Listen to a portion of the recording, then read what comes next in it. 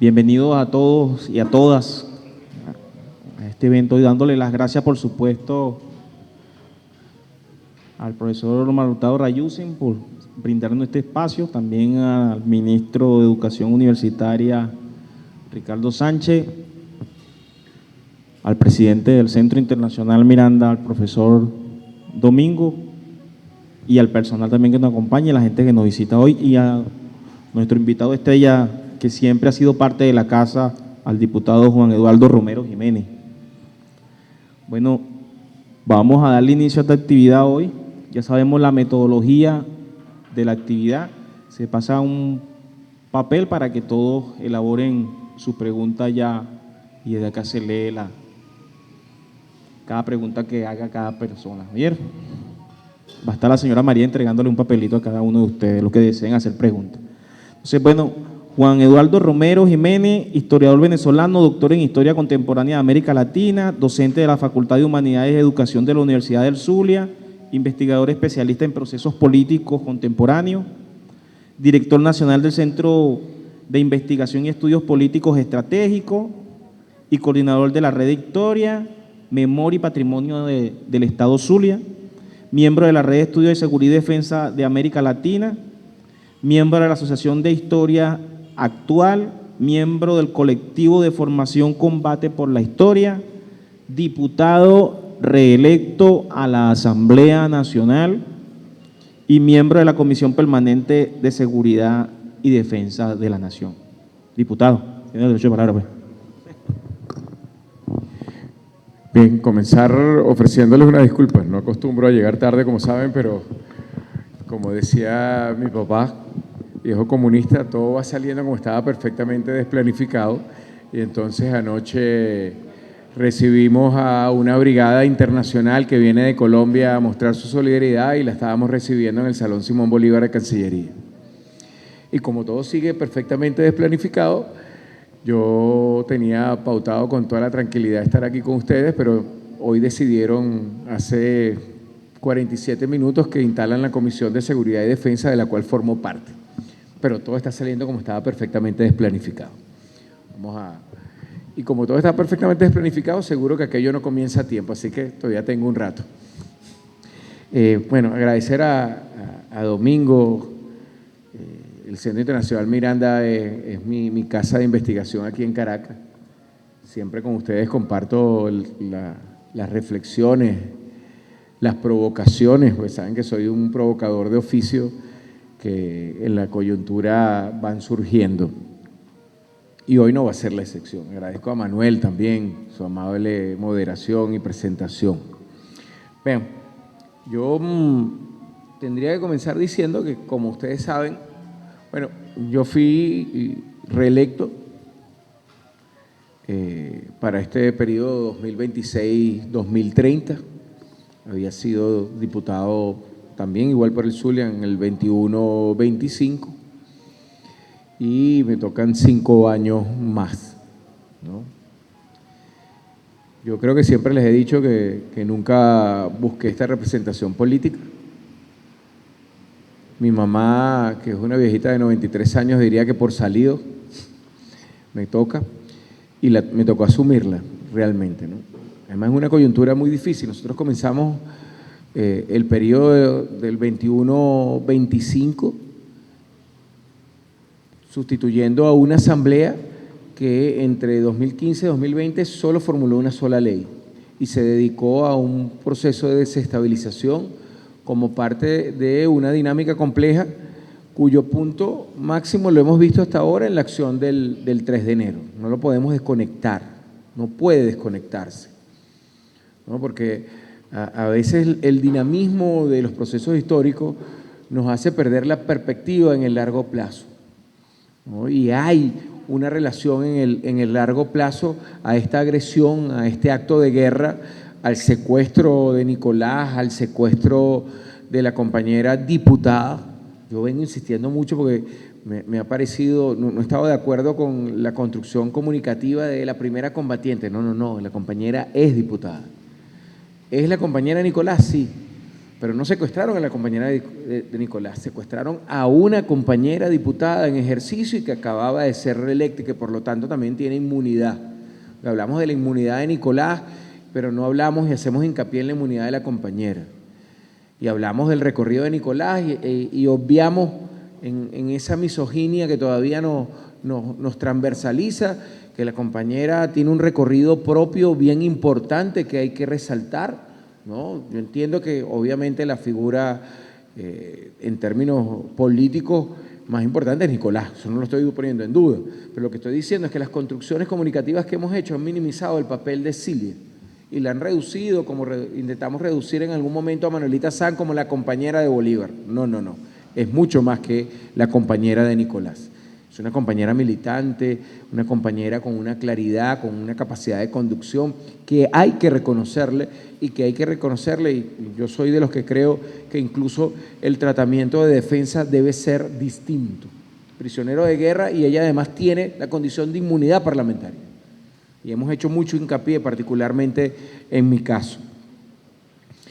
Entonces, entender que nosotros asumimos 2021 con una Asamblea Nacional que había jugado a la conspiración, que había jugado al cambio de régimen, ¿no? Con Juan Guaidó a la cabeza, sin formular leyes, planteándose en algún momento, como ustedes recordarán con Ramos Alup, que en 6 meses salían de Nicolás, ¿no?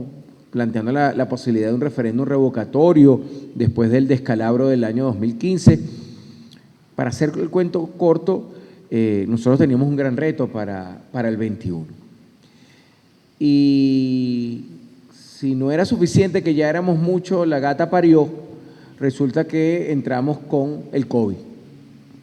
Entramos en una emergencia de salud y sanitaria terrible que incluso produjo la muerte por COVID de 4 compañeros diputados que en ese ejercicio de ir y de venir de nuestras localidades y venir a Caracas fueron contagiados y murieron por COVID. ¿Sí? La Asamblea Nacional tuvo un gran reto práctico y un gran reto legislativo en primer término, institucional, y un gran reto práctico, es decir, teníamos la responsabilidad de rescatar el papel como poder legislativo, como formulador de leyes.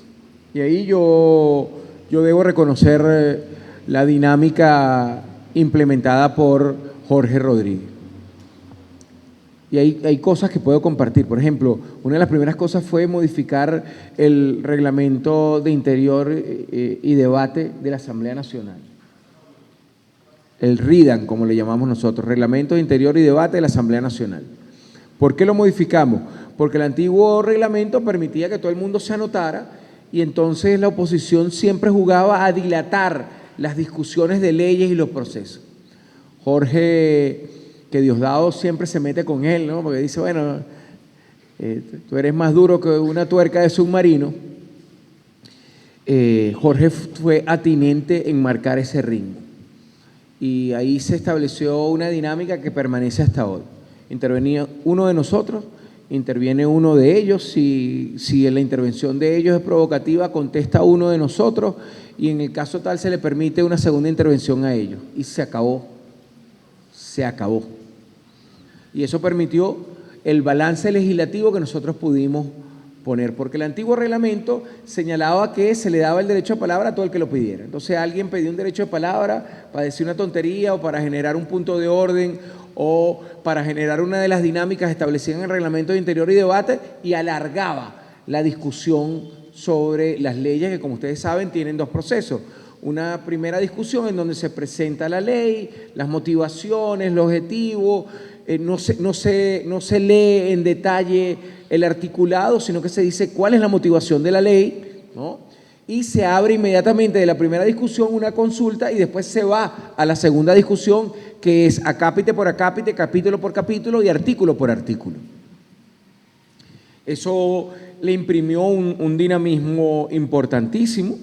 Yo puedo compartir algunas cosas para que ustedes lo vean. Fíjense, en el 2021 aprobamos 38 leyes.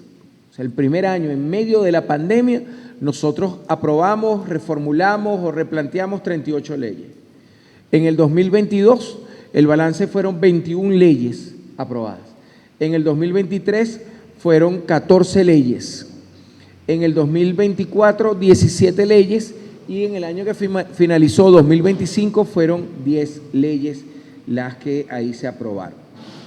Cuando las discriminamos por temas, vemos algún elemento más interesante que yo les confieso realmente, y por eso le agradezco a Xavier y a Domingo, porque claro, también entiendo un poco, pero nosotros debimos a finales de año hacer más hincapié en la divulgación y en la socialización, la democratización de lo que nosotros hicimos en estos 5 años. Pero, y no es para justificar, sino que, se los puedo decir ahora, la agresión que sufrimos el 3 de enero se estaba esperando en la segunda quincena de diciembre. Esa es la verdad. Y entonces estábamos preparando otras cosas para esto. Entonces, sin embargo, no se nos metió diciembre, decretamos la Navidad, todo el mundo, y después pasó lo del 3, y después de lo del 3, esto lo hemos olvidado. Pero esto es un tema importante, porque esto rescató la institucionalidad de la Asamblea Nacional y muestra un elemento que yo después voy a resaltar, porque a pesar del miedo, de la angustia, de los que estábamos aquí en Caracas, yo estaba aquí, yo estaba en Tiuna. Yo acababa de llegar, como teníamos el esquema de la posibilidad de un ataque, yo le mostraba a mi compañera que el compañero gobernador de La Guaira me envió un mensaje después del 24 diciendo, hermano, tome energía porque la pelea viene fuerte, para que se prepare para lo que venga. Y yo me fui a pasar fin de año en La Guaira y me regresé el 2 de enero. Yo llegué a mi apartamento en Tiuna a las 11:30 de la noche. Y me quedé ahí trabajando cuando se fue la luz y pasó lo que pasó. Me tocó vivirlo, no es que me lo contaron, ¿no? Y por supuesto, eso que pasó, que causó miedo, zozobra a todos los que estábamos aquí en Caracas y en el país, nos distrajo de este elemento. Pero cuando lo vemos en detalle, vemos cosas como esta, fíjense. De esas 100 leyes que en total aprobamos en los 5 años, es decir, un promedio de 20 leyes cada año, 24 estaban referidas a derechos sociales, 14 relativas a cooperación internacional, acuerdos, convenios, etcétera, etcétera. 23 en el tópico de defensa de la patria, paz y justicia. 22 relacionadas con el tema de soberanía económica y 18 destinadas al fortalecimiento institucional y memoria histórica, decretos de leyes sobre el rescate de la memoria histórica, personajes que llevamos, ¿no? Y este es un tema interesantísimo, ¿no?, que nosotros tenemos que verlo. Pero además, otro detalle que yo quiero compartir, que en total en esos 5 años se reformaron 28 leyes existentes. Es decir, el número 100 que di fueron de nuevas leyes aprobadas, pero hubo 28 leyes reformadas. En el 2021 fueron 13 leyes reformadas. En el 2022 fueron 7 leyes. En el 2023 fueron 2 leyes reformadas. En el 2024 fueron 5 y en el 2025 una ley. En total, 28 reformas de ley que se suman a las 100 leyes que redactamos en los 5 años, ¿no? Otro elemento que es importante, que es que las sesiones de la Asamblea no solo aprueban leyes, modifican leyes, sino que aprueban acuerdos. Y ahí entonces también hay otra diferencia. Cuando vemos los acuerdos aprobados, fueron un total de 310 acuerdos aprobados en 5 años. El primer año, y los acuerdos tienen que ver con conmemoraciones de fechas, procesos, acontecimientos históricos actuales, temas internacionales, conmemoraciones de fechas en otros países con los cuales tenemos vinculación, etcétera, etcétera. En el 2021 aprobamos 82 acuerdos. En el 2022, 77 acuerdos. En el 2023, 67 acuerdos. En el 2024, 55 y en el 2025, 29 acuerdos. Entonces son 310 acuerdos, 28 reformas de ley y 100 nuevas leyes. En maracucho diríamos, ahí te dejo ese trompito en la uña enrollado. Y esto habla de una institucionalidad y un esfuerzo, repito, que debemos reconocer. Ahora, por supuesto que esta coyuntura nos obliga a otras cosas. Nos obliga a otras cosas. Recuerden que Nicolás nos había planteado la posibilidad de una reforma constitucional. Y por ahí ya se están conformando comités constituyentes. ¿Por qué? Es más, yo creo que di una conferencia aquí sobre las posibilidades de una reforma constitucional, ahora que me acuerdo, ¿no? Y yo compartía con ustedes algunos articulados que en mi percepción, y recuerdo que se los dije, se los subrayé, no estoy hablando en ese momento como diputado, sino como analista político que soy, creo que había y hay artículos en relación a la soberanía, a la asistencia militar recíproca, que con más razón, ante lo ocurrido, tiene mi planteamiento. Yo les decía a ustedes que, por ejemplo, el artículo que establecía el impedimento de establecer bases extranjeras acá no tenía sentido en el 2024 y menos lo tiene en el 2025, donde tenemos la amenaza. Si nosotros hubiésemos reformado ese artículo de la Constitución y hubiésemos establecido unas bases de acuerdo a un convenio que lo tenemos en términos estratégicos militar con los rusos y con los chinos, esto no hubiese pasado. O por lo menos no hubiese pasado en la magnitud de lo que sucede. Porque era un elemento de disuasión. De disuasión. Miren, lo puedo decir. Los rusos estaban a punto, cuando Trump decreta el bloqueo total de nuestras costas, de completar una asesoría en términos de seguridad cibernética. Si eso se hubiese completado, a lo mejor los sistemas SU-300 y los sistemas de misil intermedio y los IGLA hubiesen funcionado y no hubiese ocurrido lo que posiblemente ocurrió. Porque la fortaleza que nosotros teníamos en términos de seguridad y defensa tenía que ver con los sistemas rusos y los radares chinos. Pero esos sistemas rusos y radares chinos, recuerden ustedes, que tienen una antigüedad de casi 2 décadas, más de 3 lustros. Y por lo tanto, en 3 lustros, la tecnología militar y las medidas de contravención a mecanismos de revolución en armamento militar, que es como lo denominamos, los norteamericanos avanzaron y eso es lo que hizo que nuestros sistemas de radares fueran indetectables. No es que hubo traición, no es que hubo delación, no es que hubo inacción, es que nos tiraron una cortina electromagnética que anuló nuestro sistema de radar. Y esto es importante que lo digamos, porque además estamos ahorita en medio, compañeros, luego de la agresión cinética, física, estamos en medio y persistimos en medio de una agresión cognitiva. Mi compañera me mostraba ayer, antes de ayer, algo que le hizo llegar a alguien. Montaron en inteligencia artificial a Padrino López diciéndole a mi presidente Trump, me disculpo, yo no quise hacer lo que estuve haciendo, ¿no? Pues con inteligencia artificial ahora podemos hacer cualquier cosa. Con inteligencia artificial yo puedo volver a tener cabello como tenía cuando nació mi hijo hace 33 años.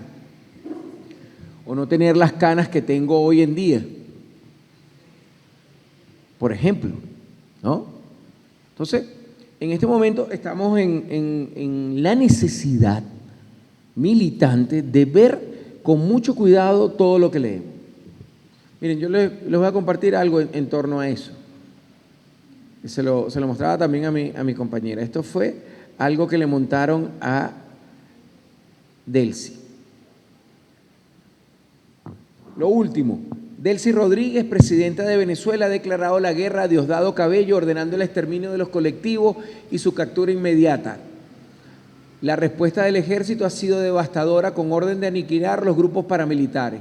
Rodríguez acusó a Cabello de orquestar una rebelión sangrienta. Y nos están bombardeando. Y aquí yo también tengo que ser responsable. Yo creo que no hemos sido lo más efectivo en términos comunicativos desde lo que ocurrió el 3 para acá. O por lo menos no todos lo han hecho. Yo puedo decir, por ejemplo, domingo, yo me fui, el viernes me comunican a mí que tengo que irme a mi tierra. Y me fui el sábado en la mañana. Me fui en el vuelo de las 8:30, llegué a 9:45 a Maracaibo porque el vuelo se retrasó. Y me bajé, me fueron a buscar. A las 10:15 comencé la primera reunión, así como estamos, con las comunas. Organicé 2 o 3 reuniones. Terminé esa a las 12, tenía otra a las 12:45, fui a la otra. Terminé esa a las 2 de la tarde, fui a otra y luego me surgieron 2 más y terminé llegando a almorzar a las 11:30 de la noche y terminé llegando a mi apartamento a las 2:15 de la mañana.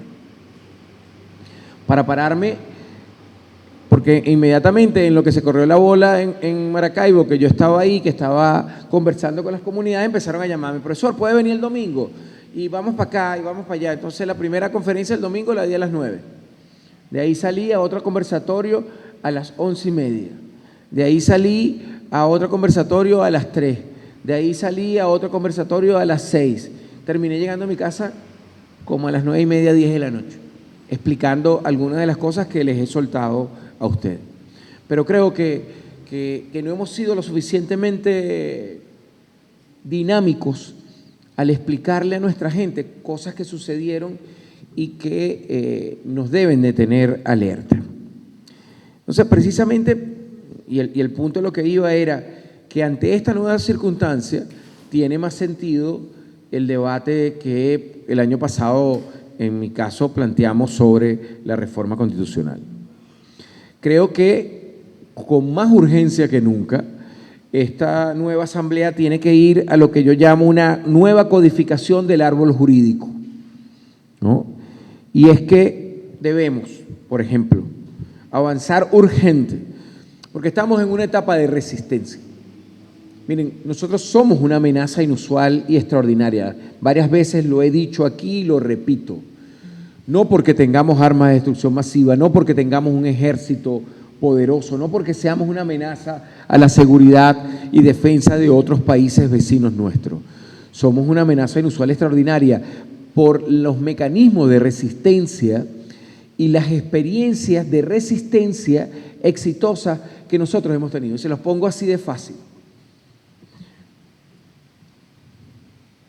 Lo que hicieron con nosotros el 3 de enero, lo que viene haciendo Tron desde septiembre, es un manual que fue aprobado en el año 2010 que se llama Special Force Unconventional Warfare, que insiste más en buscar, no desiste, ojo, no desiste de la agresión armada, pero la agresión armada que plantean son tipos como la que vimos el 3 de enero, son agresiones quirúrgicas, destinadas a generar un efecto psicológico y a seguir acompañada con una campaña psicológica de desgaste que produzca una implosión por dentro y que haga innecesario un proceso de invasión como lo que vimos en Libia o como lo que vimos en Irak, exactamente. Y esto es importante que lo entendamos. Por lo tanto, lo que estoy diciendo acá es que siendo nosotros una referencia desde el punto de vista de lo que yo he llamado un antimodelo a la intervención que ha caracterizado a los Estados Unidos hasta ahora, la base del antimodelo, la base de la resistencia es que nosotros sigamos manteniendo la capacidad alimenticia, la capacidad productiva y mantener el orden interno. Son 3 condiciones. Y eso significa, por lo tanto, que nos reconcentremos. Por ejemplo, ustedes saben que el Código de Comercio vigente es un Código de Comercio vigente de la década del 40 del pasado siglo XX. ¿Sabían eso? del pasado siglo XX. El Código de Comercio vigente es el código que fue redactado durante el gobierno de Medina Angarita. Ahí te dejo eso para que vos veáis, ¿no? Y por supuesto, eso tiene unas implicaciones, ¿no? Porque, bueno, nosotros estamos hablando del posrentismo, estamos hablando de unificar normativas para inversiones, emprendimiento, comercio, adaptar a la realidad del no uso de las monedas, sino la utilización de criptomonedas como un mecanismo para evadir la asfixia económica que nos ha generado más de 850.000 millones de dólares en pérdida, ¿no? Y que hay nuevos actores económicos, las pequeñas y medianas empresas, los emprendedores, ¿no? Hay una nueva dinámica económica que la vemos, la hemos sentido. ¿Cuántos de ustedes no conocen a amigos, compañeros, compadres, vecinos que han desarrollado emprendimientos y se están rebuscando con eso? Entonces hay que responder a eso. Y eso exige un nuevo código económico y productivo. Un segundo código tiene que ver con algo que, fíjense, que procuró Trump torpedearnos el 3 de enero y no lo logró, que es el boicot al tipo de democracia que nosotros tenemos. Y yo les decía, veamos lo que hicieron en Libia y veamos lo que hicieron en Irak. Sacan del poder a Muammar Gaddafi y el país se vuelve una locura. Sacan del poder a Saddam Hussein y el país se vuelve una locura, una guerra civil. Hermanos, aquí nos secuestraron a un presidente y nosotros estamos aquí discutiendo el tema parlamentario. Miren, ustedes saben que para los maracuchos hay palabras que no son groserías. Miren qué vergatarios somos nosotros.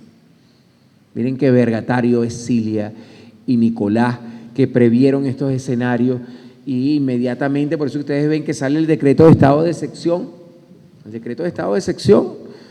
Fíjense la evolución de la respuesta nuestra, ¿no? La evolución de la respuesta nuestra. A las 2 p.m., 2:05 en el criterio de lo que fue mi experiencia, porque esa fue la hora que se fue la luz en mi apartamento en Tiuna y yo vi pasar los helicópteros, comienza eso. A las 4 a.m. Se hace la denuncia, Iván Gil, de la acción militar. A las 5 de la mañana se produce el pronunciamiento del ministro de la Defensa. A las 5:30 Trump anuncia que se ha secuestrado a Nicolás y a Cilia. A las 5:59 Delcy exige una fe de vida porque presuponíamos que lo habían matado a él y a ella. A las 7:30 Tarek William Saab rechaza desde la Fiscalía la injerencia, se convoca la Carta de las Naciones Unidas, ¿no? Y obviamente esa convocatoria de la vicepresidenta de violación de la Carta genera acudimos a la resolución de 1970 sobre los principios del derecho internacional que condenan los ataques injustificados. Se señala que se ha violado la Convención de Viena en sus artículos 29 y 31 que hablan de la inmunidad, ¿ok?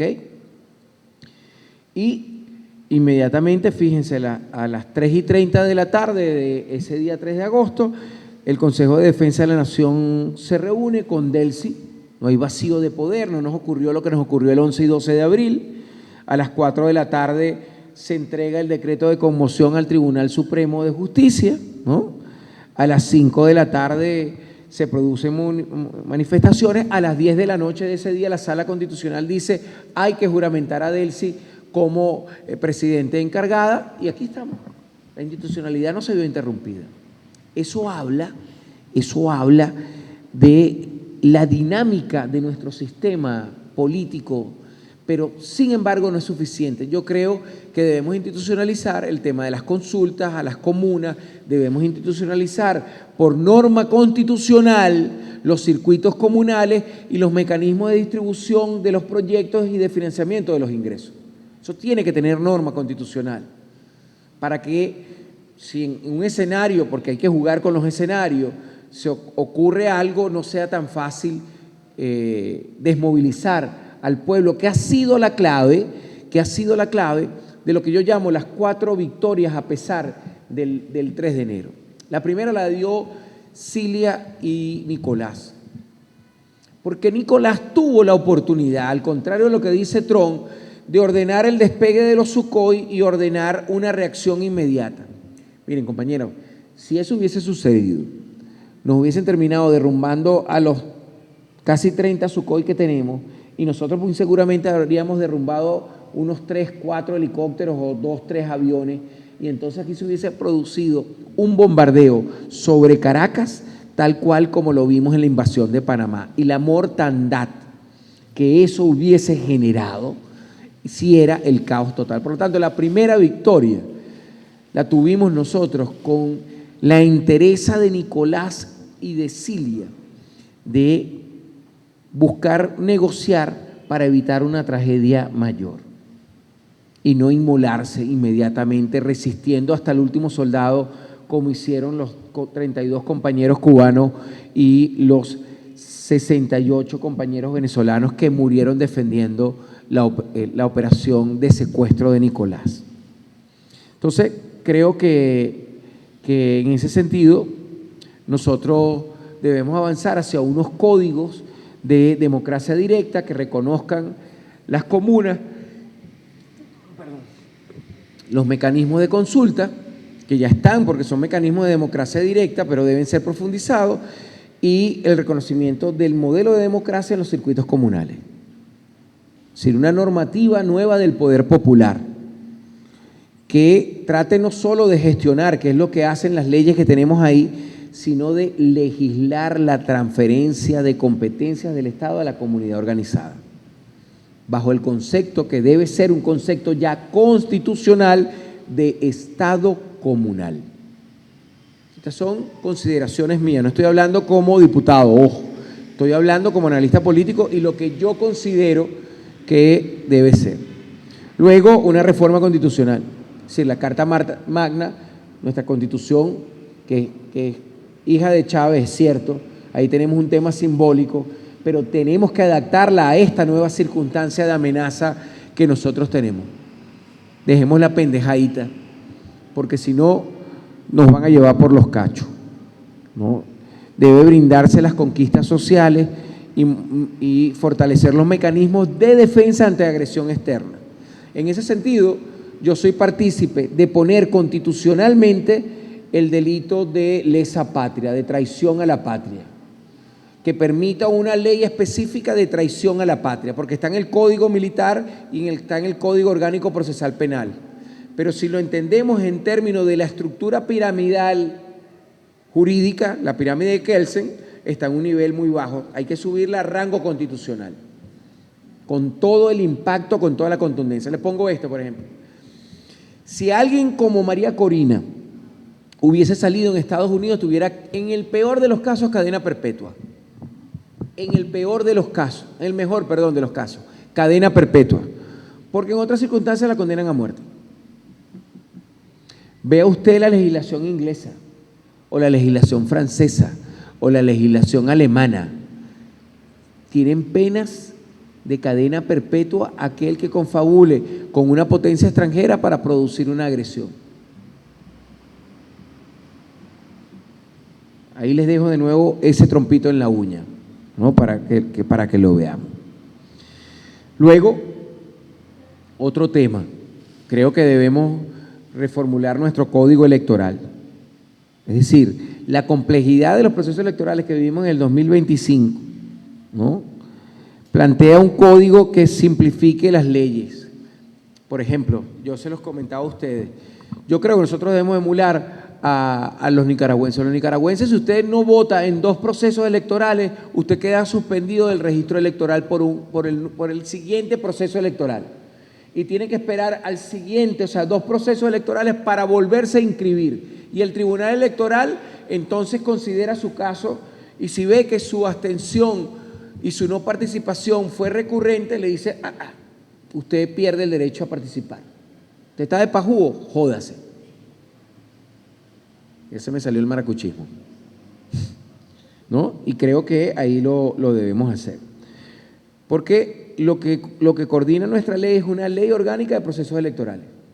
Hay unos reglamentos electorales, luego. Y esos reglamentos tienen que, de alguna manera, modificarse. Por ejemplo, fíjense, nosotros nos elegimos de nuevo con la misma base proporcional poblacional que teníamos en el 2021. En el 2021 no teníamos 30 millones de habitantes y hoy pasamos de 32. Eso exige, por lo tanto, un reacomodo del porcentaje bajo que representa cada diputado. Lo que estoy diciendo es que por el aumento de la cantidad de electores debe haber también un aumento de la cantidad de representantes. Y eso no se pudo hacer porque la Ley Orgánica de Procedimientos Electorales dice que no se puede modificar hasta 6 meses antes de un proceso electoral. Total, no pudimos hacer nada por la Constitución como está establecido. Creo que es el 299, 289, ahorita no tengo la Constitución aquí. Luego, un tema que lo sentimos el 3. Miren, lo que nos pasó el 3 tiene que ver con que nosotros no hemos desarrollado, a pesar de todas las advertencias, incluso yo aquí lo dije, sobre ciberseguridad y utilización de inteligencia artificial. Nosotros tenemos que legislar sobre inteligencia artificial. Y más en este momento, lo que están haciendo las redes y lo que muchos de nosotros en medio de la angustia y el terror estamos haciendo, reproduciendo las matrices de ellos, tiene que ver con que no tenemos una legislación sobre inteligencia artificial y sobre entornos virtuales. Y eso tiene que tener rango constitucional para permitir una ley en específico sobre eso. Entonces, en mi criterio, un programa básico legislativo debe regular el uso de la inteligencia artificial. Yo no estoy en contra de la inteligencia artificial, lo he dicho aquí varias veces. Lo que creo es que nosotros debemos crear nuestras propias inteligencias artificiales y no depender de las de ellos. ¿Ok? Luego, otra línea, un código penal popular de justicia de paz. Es decir, una reforma del sistema de justicia. Nosotros seguimos teniendo un sistema de justicia profundamente inequitativo. El que tiene para pagar un abogado, el que tiene para pagar las diligencias, logra que sus familiares salgan resueltos de una situación. Si no, es sumamente engorroso en los tribunales. Nosotros no hemos avanzado mucho ahí, es la verdad.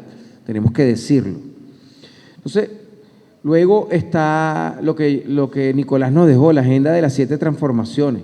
Esas 7 transformaciones tiene que tributar a los ejes: modernización económica, independencia plena, paz, seguridad social, política, ecológica y diplomática y geopolítica.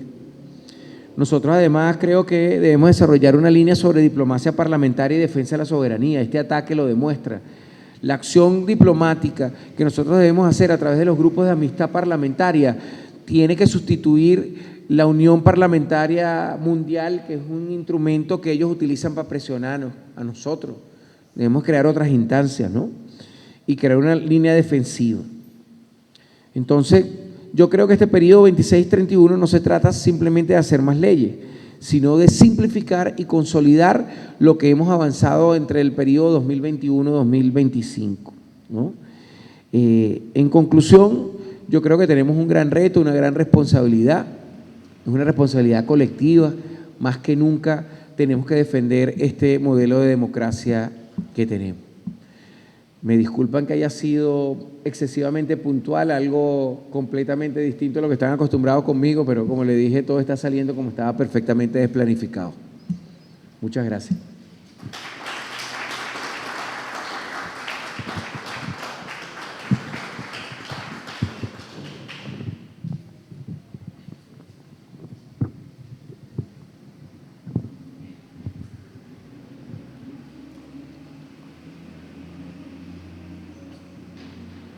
Bueno, entonces tú me dices, Juan, ¿te las leo o...? Ok. Fíjate, ve. El gobierno venezolano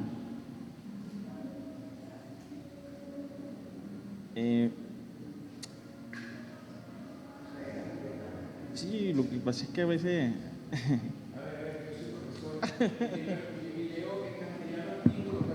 puedo leer prácticamente cualquier cosa. El gobierno venezolano va a ser tutelado por Estados Unidos bajo amenaza militar y económica. Desaparecerá PDVSA en un mediano plazo en la medida en que las petroleras de Estados Unidos controlen la producción, volumen, comercialización y precio. Bueno, lo primero que debería decirle, compañero, es que de alguna manera está repitiendo el discurso de Trump. Sí está en la... Hay 5 puntos sobre los cuales nosotros estamos sentados, porque además se está haciendo tanto a través del grupo de Boston como a través de la figura del compañero Jorge Rodríguez, que dirige el equipo de negociación. El primer punto es petróleo.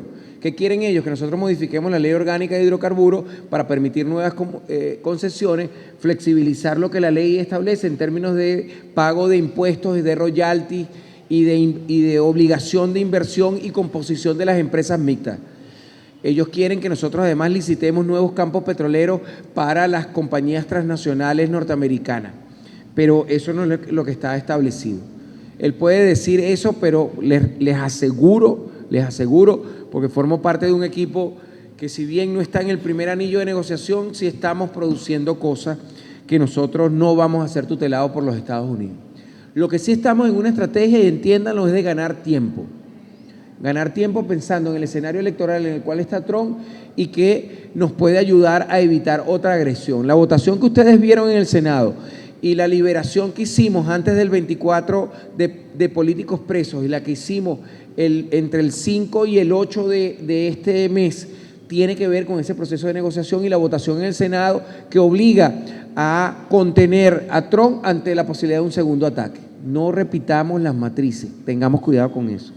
Por supuesto, tampoco vamos a dejar, aunque ellos posiblemente quieran plantearlo sobre la mesa, que nosotros disolvamos PDVSA. No lo vamos a hacer. No tengan duda de eso. Obviamente, está planteada una negociación. A lo mejor lo que podemos hacer es flexibilizar el tema de las concesiones. Pudiera ser, es un escenario posible, pero no vamos a derogar ni la ley orgánica de hidrocarburos, ni vamos a permitir que se desaparezca PDVSA. Me leí la otra yo de una vez. Si quieres mantener la paz, ármate para la guerra. Esto es muy cierto. La prueba es Corea del Sur. Mi planteamiento es: China tuvo que construir una muralla para defender su soberanía. Venezuela tiene una muralla natural en la cordillera de la costa, pero para protegernos se tiene que artillar toda esa cordillera. Esto quiere decir que se deben construir búnkeres a todo lo largo de esta cordillera con armamento sofisticado. Eso es muy importante, ya que esta es la entrada de Venezuela por la parte norte. Hasta en eso nos privilegió la naturaleza, pero tenemos que aprovecharlo para la defensa de nuestra patria. Cuando ustedes quieran, estoy a su orden para aclarar sus dudas. ¿Usted cree que si el pueblo se involucra con su inventiva y fuerza podemos vencer? Yo voy a compartir con algo que solo lo voy a decir. Compa o compañera, no sé. Hay túneles ya construidos y no necesariamente solo en el frente de la cordillera, para que usted sepa. ¿Oyó? Es lo único que yo voy a decir. Como miembro de la Comisión de Seguridad y Defensa, hay cosas que no puedo dar en detalle, pero sí hay cosas que sé. Y creo que sí, que indudablemente. Mire, yo creo que compartí en un momento determinado también con ustedes algo, ¿no? Yo decía, está bien, sí, recuerdo que fue aquí, porque lo leí de mi teléfono. Está bien que le enseñemos a la gente a disparar, aunque yo les aseguro que a mi nueva pareja no tengo interés en enseñarle a disparar, ni de vaina le hago. No se le vaya a ocurrir pegarme 2 tiros en una rabia de esa. De tal forma que no te voy a enseñar a disparar, ¿viste? Pero sí, creo que no es suficiente. No es suficiente enseñar a disparar, porque, fíjense, cuando ocurrió lo que ocurrió, a pesar de que nosotros estábamos en escenario para guerra, pregúnteme qué miliciano tenía en su posesión alguna de las armas que después distribuimos, porque aquí en Caracas se distribuyó. Levante la mano. Nadie. Ni yo mismo. Yo busqué el mismo 3, el arma que, por cierto, que todavía la mantengo, no tengo por lo menos en lo inmediato intenciones de devolvérsela al compañero militar que me la entregó. Es más, de hecho, yo en estos días le echaba broma a ella porque le decía que en este momento quiero más al arma que a ella, ¿no? Y esto es un tema, porque además a muchos de ustedes les pasó: ¿a dónde voy? Nos atacaron, ¿qué hago? ¿A dónde voy? O sea, usted se inscribió como miliciano y no formamos a los milicianos en cómo actuar ante un ataque en su zona. Porque, y yo se los decía a ustedes, se los explicaba, hay zonas que van a ser de combate, zonas que van a ser de resguardo, zonas que van a ser de logística, zonas que van a ser de comunicación. Cada circuito comunal tiene que definir eso. Y cada jefe de calle, cada jefe de comunidad, debe definir cómo van a actuar en caso tal de un ataque en esa zona, dónde se van a concentrar, dónde van a moverse, qué zonas van a defender. Nada de eso lo tenemos planeado. Ir a la guerra popular prolongada tiene que estar preparado para eso, es lo que puedo decir. Usted dijo que fueron 4 victorias del 3 y solo hablé de la primera, tienes razón. La segunda tiene que ver con nuestra dinámica. Se produjo la situación de encargo de Delcy sin ningún tipo de protesta, sin ningún tipo de controversia. La tercera es que nos mantenemos en paz, si no estuviéramos aquí, esa es la tercera gran victoria. ¿Hay ansiedad? ¿Hay miedo? Sí, claro. Yo siempre mezclo lo personal. Ayer yo estaba con mi compañera y yo tenía cosas que hacer, pues. Y entonces le dije, mira, quédate aquí en mi apartamento. Ella estaba conmigo el día que ocurrió el ataque, ¿no? Entonces, quédate aquí en el apartamento y yo regreso. ¿Ustedes saben qué me dijo? Ni de vaina, yo me voy contigo. Porque es la angustia, es el miedo, ¿no? Pero la tercera victoria es que a pesar de ese miedo estamos aquí en paz. Y la cuarta victoria la volvió a dar Nicolás cuando se declaró prisionero de guerra, un presidente secuestrado. Porque eso cambia todo el escenario electoral. Esas son las 4 victorias que tenemos. Yo no quiero hablar de derrota, porque la operación cognitiva de ellos es la operación de la desesperanza. Y es cierto, nos dieron un golpe, pero hermano, la guerra de independencia fue un golpe. No nos mataron también a Huaycaipuro y sin embargo nosotros resistimos 100 años, para que ustedes sepan. Mientras que el imperio azteca cayó en menos de 10 años, mientras que el imperio inca cayó en menos también de 10 años, nosotros resistimos de 1498 hasta 1595, casi 100 años, hermano, y no siempre fuimos victoriosos. Y les digo a ustedes, es que la guerra de independencia fue victoriosa, o se nos olvida la capitulación de Monteverde, o se nos olvida la migración Oriente, o se nos olvida la resistencia heroica de los compañeros en Oriente, o se nos olvida que Morillo desembarcó en 1815 con más de 15.000 hombres y que nosotros terminamos derrotándolo en 1820. ¿Se les olvida eso? A mí no se me olvida. Se nos olvida que después de Bolívar pasamos por una larga noche neoliberal que se extendió hasta que Chávez llegó en 1999. Se nos olvida que en el 2002 nos dieron un tremendo trancazo. Se nos olvida que en el 2007 perdimos la reforma constitucional y sin embargo nos levantamos. Se les olvida que en el 2015 perdimos la Asamblea Nacional y que nadie daba medio por nosotros. Se les olvida que este país ha perdido más de 850.000 millones de dólares y no estamos en una guerra civil. ¿Quién les dijo a ustedes que los procesos históricos son lineales y son puras victorias? No lo son. Y si algo tiene este pueblo es su resistencia caribe y su capacidad de resistencia, no resiliencia, resistencia para recuperarse. No lo olviden. Mientras defendemos la soberanía tras el secuestro de nuestro presidente, en la práctica algunos comercios están imponiendo el euro. ¿Qué acciones tomará la Asamblea? Coño, lo tenemos planteado en la Comisión de Economía. Creo que tenemos que legislar urgente una modificación de la ley de control de precios y la ley de superintendencia para atacarlos duro, subir el monto de la sanción, meter cárcel incluso, decomiso de propiedades, o sea, ponernos Caribe, porque si no nos van a agarrar el que les conté. Pueden nombrarnos los 3 determinantes de resistencia venezolana para mantenernos libres.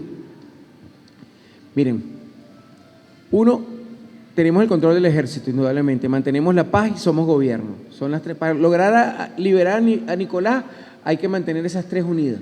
Y eso significa unidad de los patriotas, unidad.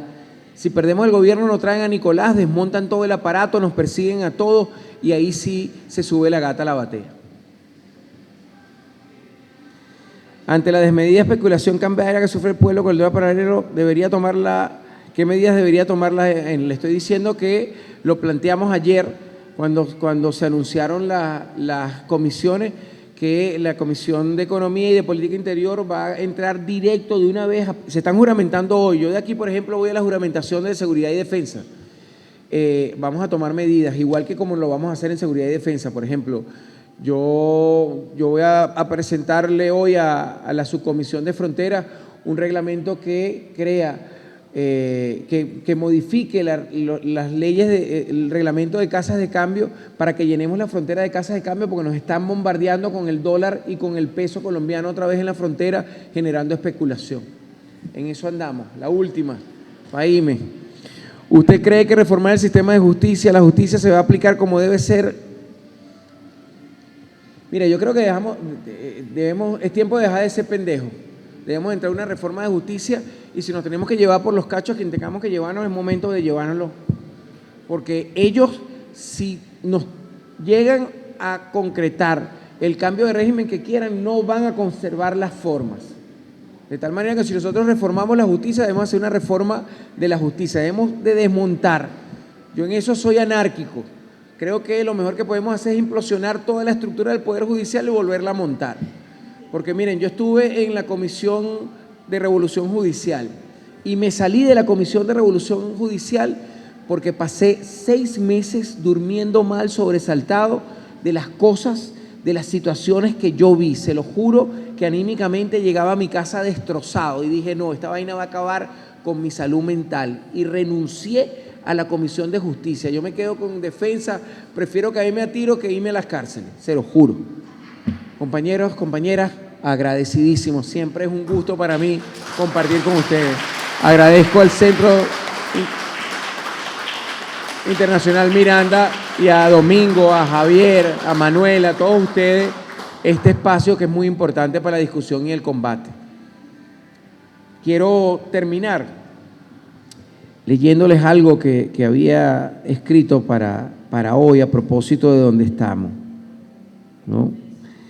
Es algo que Víctor Valera Mora decía algo que yo quiero compartir con ustedes. Víctor Valera el Chino Mora decía: no nos detendrán, porque la alegría es un fusil que dispara flores hacia el futuro. Y el fusil de nuestra alegría, hermano, es incesante, no lo dude. Muchas gracias.